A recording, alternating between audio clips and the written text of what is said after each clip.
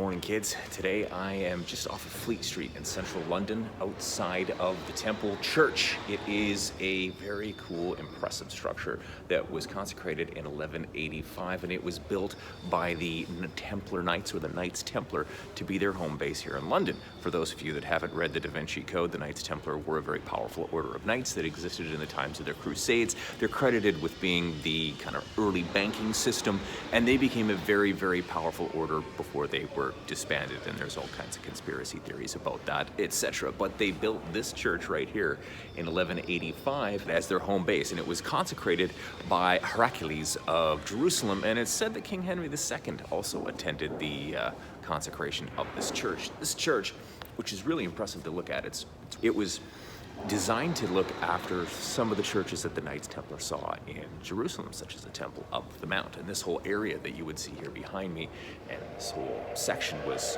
all Knights Templar, and it was like their compound, it was like their base where they did military training, exercising, praying, all of that sort of stuff. And through this west door that you can kind of see in here around me is where they would do their initiation ceremonies. At dawn, as the sun was coming up, new recruits would be marched in through the west door. Eventually, the Knights Templar kind of fell out of favor with a lot of people, and they were booted out and disbanded. And eventually, this was given over to the Knights Hospitalier, which was also disbanded by King Henry VIII. It's a very interesting piece of medieval history and Crusades history, sitting right here in central London.